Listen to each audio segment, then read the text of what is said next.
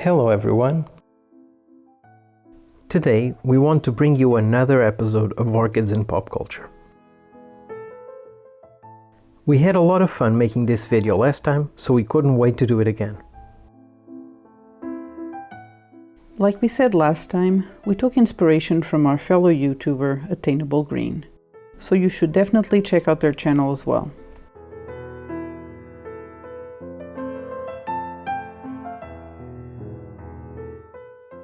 In terms of books, we couldn't wait to mention The Flowering of a Strange Orchid, a short story by the legendary H.G. Wells.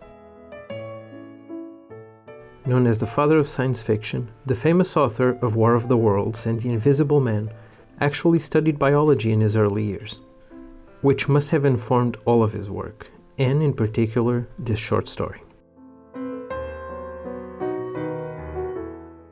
The Flowering of the Strange Orchid follows Winter Weatherburn, a man who's described as lonely, ineffectual, and seems very dissatisfied with his uneventful life.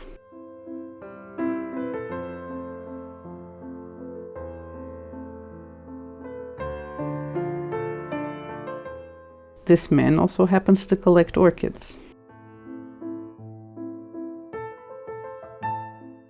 Set in the Victorian era, this tale is right in the middle of the Victorian orchidelirium, when many would die in search of new species to be the first collected by the upper class, and, at the time of this story, auctioned in London for exorbitant prices. The story even starts with a description of what the orchid hobby was at the time from H.G. Wells' perspective.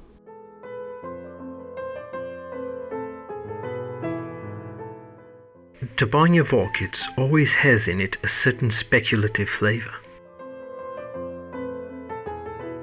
You have before you the brown shriveled lump of tissue, and for the rest, you must trust your judgment, or the auctioneer, or your good luck as your taste may incline. The plant may be moribund, or dead, or it may just be a respectable purchase, fair value for your money. Or perhaps, for the thing has happened again and again, there slowly unfolds before the delighted eyes of the happy purchaser, day after day, some new variety, some novel richness, a strange twist of the labellum, or some subtler coloration of unexpected mimicry. Pride, beauty, and profit blossom together on one delicate green spike. And it may be even immortality, for the new miracle of nature may stand in need of a new specific name. And what's so convenient as to that of its discoverer, John Smithia? There have been worse names.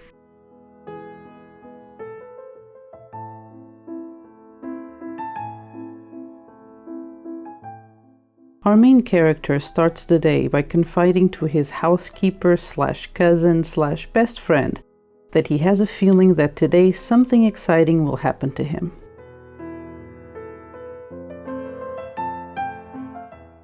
In fact, he's going to an orchid auction to see a lot brought in from an explorer that died from jungle leeches. This man is so hungry for an eventful life, he even envies the dead explorer for all his injuries and eventual death.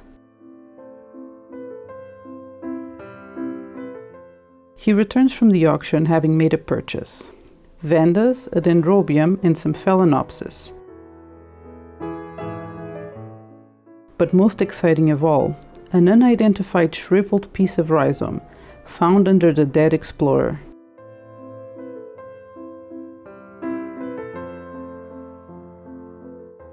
His housekeeper/cousin/only friend is immediately put off by the plant, both its strange looks and the fact that men suffer and die just for people in England to have orchids.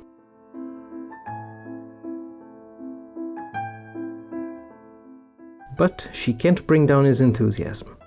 How busy I shall be tomorrow. I must see tonight just exactly what to do with these things, and tomorrow I shall set to work. Honestly, who hasn't felt the same high returning from an orchid show?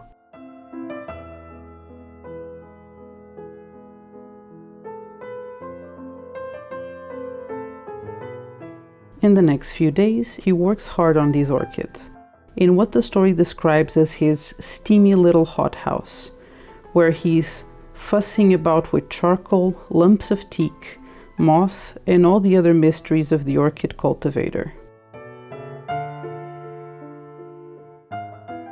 The steamy part comes from the fact that, at this time, greenhouses used steam running in perforated pipes, both for heat and humidity.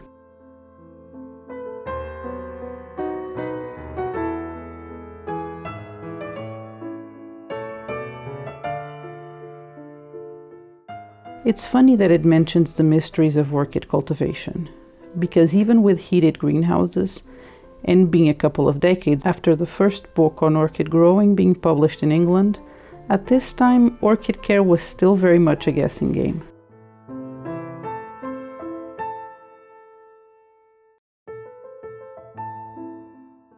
In fact, in our story, the vandas and dendrobiums meet a quick demise. But the mystery plant is doing well, to our hero's delight. It's developing a bud and aerial rootlets that his housekeeper/cousin says look like fingers trying to get at you. He pays her no mind and continues to use her as captive audience to his special interest.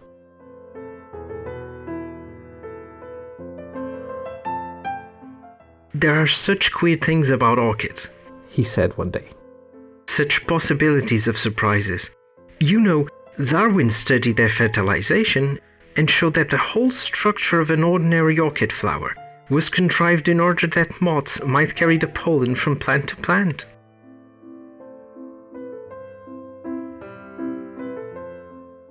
It is interesting to think that this science fiction story helped spread Darwin's ideas to a wider public, 40 years after the publication of Origin of the Species.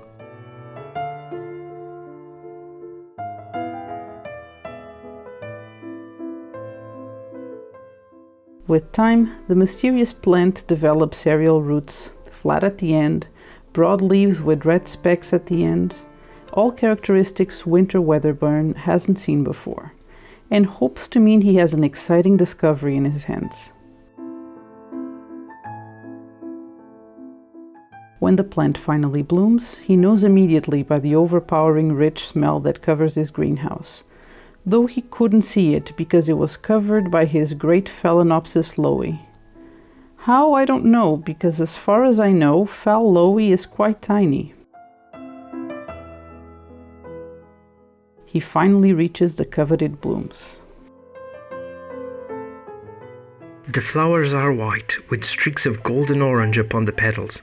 The heavy labellum was coiled into an intricate projection, and a wonderful bluish purple mingled there with the gold. He could see at once that the genus was altogether a new one, and the insufferable scent. How hot the place was! The blossom swam before his eyes.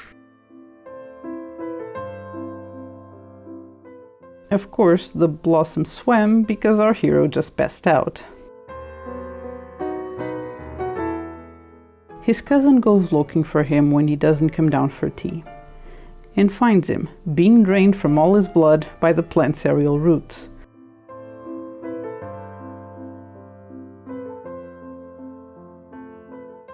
Realizes that the plant's scent is causing them to faint, breaks all the windows, and rescues him, not without first smashing the mystery orchid's pot to the ground.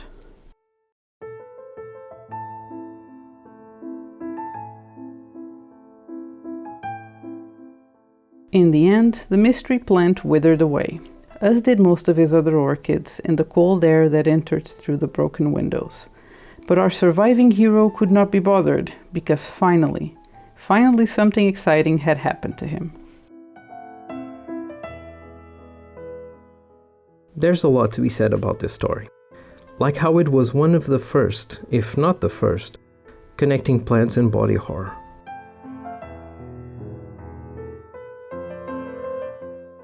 But to us, it mainly critiques the dangerous and morally bankrupt orchid fever at the time, and society at large. Like the intro says, this is a hobby based on the possibility of bragging rights. I mean, a man died retrieving this orchid. His whole collection ends up being destroyed. But our hero is happy because the unlikely happened to him. Also, there's the old golden rule. With nature, if you don't know, it's best to leave it alone.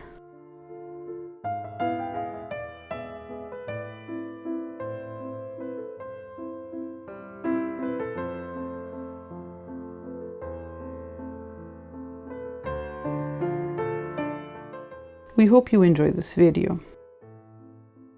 If you have any suggestions of other pieces of media with orchids, please let us know. And don't forget to leave us a comment telling us what you thought of this episode. You can always subscribe to our channel, and we'll see you next week. Goodbye.